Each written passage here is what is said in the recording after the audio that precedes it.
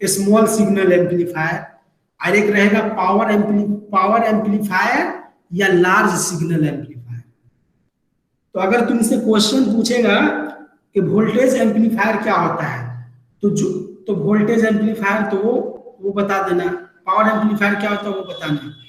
अगर पूछेगा कि स्मॉल सिग्नल एम्पलीफायर क्या होता है, लार्ज सिग्नल एम्पलीफायर क्या होता है, तो जो हम वोल्टेज एम्पलीफायर के बारे में बताएंगे उसी को लिख देना स्मॉल सिग्नल एम्पलीफायर के बारे में। तो वोल्टेज एम्पलीफायर का दूसरा नाम क्या है, स्मॉल सिग्नल एम्पलीफायर, और पावर एम्पलीफायर का दूसरा क्या नाम है, लार्ज सिग्नल एम्पलीफायर। अब इसको ये क्यों बोलते हैं हम बता रहे हैं। तो वोल्टेज एम्पलीफायर किसको कहेंगे, तो हम क्या बोले थे, एम्पलीफायर कहने का मतलब स्ट्रेंथ को बढ़ाना।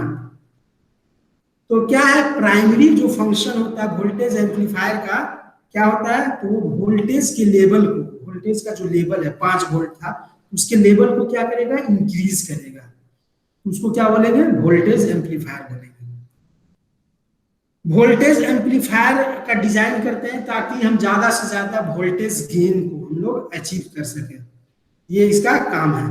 अब वोल्टेज एम्पलीफायर में क्या है, हम क्या बोले कि एम्पलीफायर में दो चीज रहता है, एक इनपुट रहता है, एक आउटपुट रहता है। एम्पलीफायर क्या करता है, इनपुट को क्या करता है, उसके स्ट्रेंथ को क्या करता है, बढ़ाता है। तो अगर हम एम्पलीफायर यूज कर रहे हैं और उसके इनपुट में स्मॉल सिग्नल है, वीक सिग्नल है, अगर वोल्टेज कम वोल्टेज वाला सिग्नल है, कम वोल्टेज वाला, कम पावर वाला सिग्नल है, और उसको वो बढ़ा रहा है, तो उसको क्या बोलेंगे, वोल्टेज एम्पलीफायर। तो वोल्टेज एम्पलीफायर क्या करता है, वीक सिग्नल यानी जिसका स्ट्रेंथ बहुत कम है, तो उसको एम्पलीफाई करने का काम करता है। तो वोल्टेज एम्पलीफायर बेसिकली यूज कहां पर करेंगे, शुरू में क्यों यूज करते हैं, जिसमें मल्टी स्टेज एम्पलीफायर है, तो इसमें बहुत सा एम्पलीफायर है, शुरू में भी रहेगा, बीच में भी रहेगा, लास्ट में भी रहेगा। तो मल्टी स्टेज एम्पलीफायर में हम लोग वोल्टेज एम्पलीफायर को इनिशियल में यूज करते हैं, शुरू में, ताकि जो सिग्नल है, वीक सिग्नल है, उसको हम लोग बढ़ा सके, स्ट्रेंथ को बढ़ा सके। अब क्या है कि जो यही लिखा हुआ कि first few stage in multi stage amplifier is voltage amplification, यानी जो फ्यू मल्टी स्टेज एम्पलीफायर है, तो उसमें जो शुरू का जो एम्पलीफायर यूज होता है वो सब कैसा रहता है, वोल्टेज एम्पलीफायर होता है। और ये क्या करता है, पावर जो बढ़ाता है वो बहुत कम पावर को बढ़ाता है, इसलिए इसको क्या बोलते हैं, वोल्टेज एम्पलीफायर। और वोल्टेज एम्पलीफायर को हम लोग क्या कहते हैं, स्मॉल सिग्नल एम्पलीफायर भी बोलते हैं। क्यों इसको स्मॉल सिग्नल एम्पलीफायर कहते हैं, क्योंकि वोल्टेज एम्पलीफायर का बेसिक काम है कि जो स्मॉल सिग्नल है, स्मॉल सिग्नल कहने का मतलब जिसका स्ट्रेंथ कम है, जैसे में दो गो फोर्स है, एक 5 न्यूटन का, एक 10 न्यूटन का, तो 5 न्यूटन को क्या बोलेंगे, स्मॉल, 10 न्यूटन को क्या बोलेंगे, लार्ज। वही हो गया यहाँ पर, स्मॉल कहने का मतलब जिसका वोल्टेज कम है, तो वोल्टेज क्या होगा, कम वाला, पावर कम वाला। तो वोल्टेज एम्पलीफायर को इसलिए स्मॉल सिग्नल एम्पलीफायर बोलते हैं क्योंकि ये कम वोल्टेज वाले जो सिग्नल है उसका स्ट्रेंथ को बढ़ाता है। अब इसका कैरेक्टरिस्टिक क्या रहता है, इसका गुण क्या क्या रहता है वोल्टेज एम्पलीफायर का, इसमें जो वोल्टेज एम्पलीफायर रहेगा उसमें जो बीटा का वैल्यू, बीटा कहने का मतलब current gain of common emitter amplifier, इसमें बीटा का वैल्यू क्या रहेगा, हाई रहेगा। हम बताए थे एक बार कि बीटा का वैल्यू जो होता है नॉर्मली 20 से लेकर के 200 के बीच में रहता है, 20 से लेकर के 200 के बीच में। तो इसमें जो बीटा का वैल्यू रहेगा, गेन जो रहेगा वो क्या होगा, हाई रहेगा, 100 से ज्यादा रहेगा। फिर जो वोल्टेज एम्पलीफायर है उसका एक और गुण क्या रहेगा, प्रॉपर्टी क्या रहता है, उसमें इनपुट रेसिस्टेंस जो रहेगा लो रहेगा, इनपुट रेसिस्टेंस क्या रहेगा, लो रहेगा। और कलेक्टर या लोड रेसिस्टेंस, कलेक्टर कहने का मतलब आउटपुट साइड वाला, लोड कहने का मतलब आउटपुट साइड वाला, इसमें जो कलेक्टर का रेसिस्टेंस या लोड का रेसिस्टेंस क्या रहेगा, हाई रहेगा। और इसमें जो वोल्टेज एम्पलीफायर में कलेक्टर करेंट रहेगा, जो आउटपुट का करेंट रहेगा वो क्या रहेगा, लो रहेगा, क्या रहेगा, लो रहेगा। इसमें क्या रहेगा, तो गेन जो रहेगा, गेन हाई रहेगा, इनपुट रेसिस्टेंस लो रहेगा, आउटपुट रेसिस्टेंस क्या रहेगा, हाई रहेगा, करेंट जो रहेगा आउटपुट का कलेक्टर का वो क्या रहेगा, लो रहेगा। और इसमें कपलिंग कैसा यूज करेंगे, तो हम कल बताए थे कि इसमें आरसी कपलिंग का यूज करते हैं। ये क्या हो गया हमारा वोल्टेज एम्पलीफायर। तो वोल्टेज एम्पलीफायर के बारे में क्या याद रखना है, मेन चीज ये वोल्टेज के जो स्ट्रेंथ है उसको बढ़ाने का मेन इसका काम है, प्राइमरी फंक्शन। इसमें पावर लेवल क्या होता है, कम होता है। ये वीक सिग्नल के स्ट्रेंथ को बढ़ाता है, लो सिग्नल के स्ट्रेंथ को बढ़ाता है, इसलिए इसको हम लोग स्मॉल सिग्नल एम्पलीफायर भी बोलते हैं, इसका दूसरा नाम है। इसमें क्या होता है, तो बीटा का वैल्यू लार्ज होता है, अगर कोई पूछ देगा। इसमें इनपुट रेसिस्टेंस कम रहता है, आउटपुट रेसिस्टेंस ज्यादा होता है, आउटपुट करंट कम रहता है। और इसमें कपलिंग कैसा करते हैं, आउटपुट को पहले के आउटपुट को दूसरे के इनपुट से कनेक्ट करने के लिए तो कपलिंग का यूज करते हैं, आरसी कपलिंग। तीन तरह का कल कपलिंग बताए थे, इसमें आरसी कपलिंग का यूज करेंगे। अब क्या है पावर एम्पलीफायर। पावर, पावर कहने का मतलब ही हुआ जो पावर, जो क्या होगा ज्यादा पावर वाला को बढ़ाएगा। तो क्या होगा, तो एक transistor amplifier which raises the power level of signal.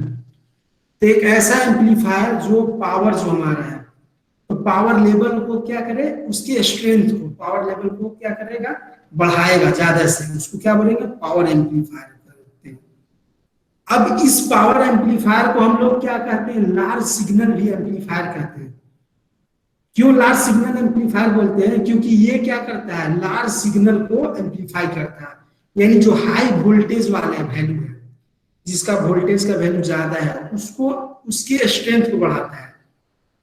और पावर एम्पलीफायर को यूज हम लोग करते हैं लास्ट स्टेज में। लास्ट स्टेज में अगर मल्टी स्टेज एम्पलीफायर में मान लो 4 एम्पलीफायर है, तो पहला क्या रहेगा, वोल्टेज एम्पलीफायर, दूसरा भी वोल्टेज या करंट एम्पलीफायर, तीसरा भी वोल्टेज रहेगा। जो लास्ट वाला रहेगा, चौथा जो रहेगा लास्ट वाला, यानी लोड से जो कनेक्टेड रहेगा, स्पीकर से कनेक्टेड रहेगा, वो क्या रहेगा, पावर एम्पलीफायर। तो क्योंकि पावर एम्पलीफायर का एक हम बताए थे कल, इसका हम लोग यूज करते हैं क्या, पावर मैक्सिमम ट्रांसफर करें आउटपुट में, उसके लिए पहला चीज। और दूसरा क्या, ये क्या करता है, एम्पलीफाइड सिग्नल को ही एम्पलीफाई करेगा। यानी पहले क्या किया, वोल्टेज एम्पलीफायर के पास आया सिग्नल, वोल्टेज एम्पलीफायर उसको एम्पलीफाई किया, तो एम्पलीफाई करके पावर एम्पलीफायर के पास आएगा, तो पहले ही से क्या रहेगा, एम्पलीफाई रहेगा। सिग्नल छोटा था तो वो क्या होगा, पहले ही से बड़ा हो जाएगा।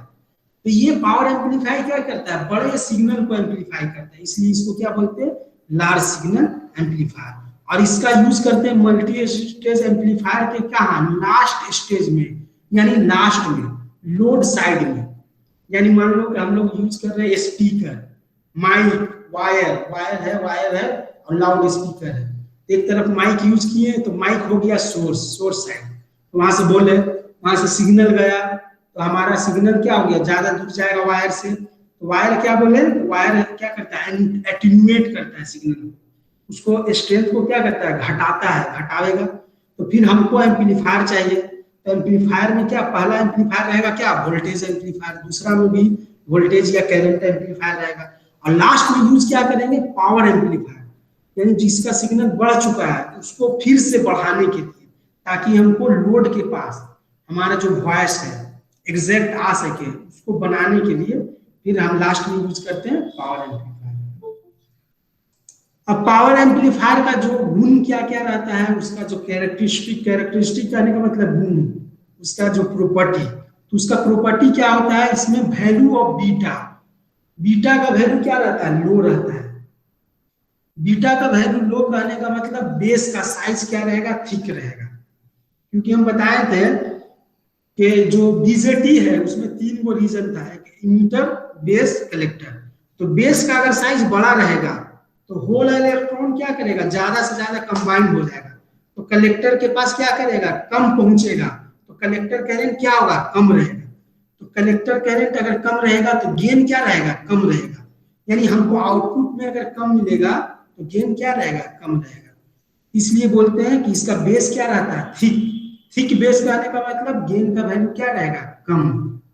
क्यों कम रहेगा, तो इसके पीछे रीजन है, क्योंकि बेस में क्या होगा, ज्यादा से ज्यादा इलेक्ट्रॉन और होल कंबाइन हो जाएगा, इसलिए कम से कम इलेक्ट्रॉन या होल हमारा कलेक्टर के पास पहुंचेगा, इसलिए कलेक्टर करंट कम रहेगा, इसलिए गेन क्या हमारा कम रहेगा। तो पावर एम्पलीफायर में क्या होता है, गेन का वैल्यू, बीटा का वैल्यू क्या होगा, कम रहेगा, स्मॉल रहेगा। दूसरा क्या होगा, इसमें कलेक्टर करंट क्या होगा, हाई रहेगा। तीसरा क्या रहेगा कि इसमें जो कलेक्टर रेसिस्टेंस, आउटपुट रेसिस्टेंस क्या होगा, कम रहेगा। और इसमें यूज क्या करेंगे, ट्रांसफार्मर कपलिंग का। हम बताए थे कि ट्रांसफार्मर कपलिंग का यूज क्यों करते हैं, तो ट्रांसफार्मर कपलिंग का यूज करते हैं मैचिंग के लिए। अब इसी को दिखाया हुआ है कि मान लो कि ये नोट बनाया हुआ है यहाँ पर, तुमको अगर यहाँ पर ये वाला भी याद रख लेगा तो तुम ये वाला बता देगा कि पावर एम्पलीफायर क्या होता है, वोल्टेज एम्पलीफायर। तो इसमें कितना है, 1 2 3 12 पॉइंट लिखा हुआ है, इसको तुम लोग देख लेना। पहला क्या है, वोल्टेज एम्पलीफायर, पावर एम्पलीफायर। तो वोल्टेज एम्पलीफायर को स्मॉल सिग्नल एम्पलीफायर बोलते हैं, क्योंकि ये बिग सिग्नल को क्या करता है, एम्पलीफाई करता है। पावर एम्पलीफायर को लार्ज सिग्नल बोलते हैं, क्योंकि ये एम्पलीफाई किया हुआ सिग्नल को, जो वोल्टेज एम्पलीफायर एम्पलीफाई कर दिया, उस सिग्नल को ये एम्पलीफाई करता है, इसलिए इसको लार्ज सिग्नल एम्पलीफायर करते हैं। वोल्टेज एम्पलीफायर में पावर आउटपुट क्या होगा, कम होगा, क्योंकि वोल्टेज एम्पलीफायर इसलिए पावर आउटपुट कम होगा। पावर एम्पलीफायर है इसलिए इसमें वोल्टेज आउटपुट क्या होगा, स्मॉल होगा। वोल्टेज एम्पलीफायर में बीटा का वैल्यू ज्यादा होगा, पावर एम्पलीफायर में बीटा का वैल्यू कम होगा। वोल्टेज एम्पलीफायर में कलेक्टर करंट कम होगा, पावर एम्पलीफायर में कलेक्टर करंट क्या होगा, हाई होगा। फिर इनपुट सिग्नल वोल्टेज क्या होगा, इसमें लो होगा, इसमें क्या होगा, हाई होगा। इसमें कपलिंग क्या यूज करेंगे, आरसी, इसमें ट्रांसफार्मर कपलिंग यूज करेंगे। और इसमें जो यूज करते हैं, लो करंट डिवाइस यूज करते हैं, जिसका आउटपुट रेसिस्टेंस क्या होगा, ज्यादा, इसमें आउटपुट रेसिस्टेंस कम वाला डिवाइस यूज करते हैं। इसमें कैस्केडिंग और कैस्केडिंग यूज करते हैं। कैस्केडिंग कहने का मतलब एक के बाद एक एम्पलीफायर है, उसके बाद वाला एम्पलीफायर को फिर से कनेक्ट करते हैं। इसमें कैसा यूज करते हैं, push pull complementary symmetry and Darlington circuit का यूज करते हैं। ये वाला बताएंगे 8वां नंबर जो पॉइंट है पावर एम्पलीफायर का, पुश पुल, ये बताएंगे हम लोग जब पावर एम्पलीफायर पढ़ेंगे डिटेल में, एक यूनिट ही अलग से पढ़ना है तो उसमें बताएंगे। अब क्या बोलेंगे कि पावर जब हाई होगा तो क्या होगा, हीटिंग होगा, तो इसलिए इसमें कूलिंग का जरूरत पड़ता है, ठंडा करने का। लेकिन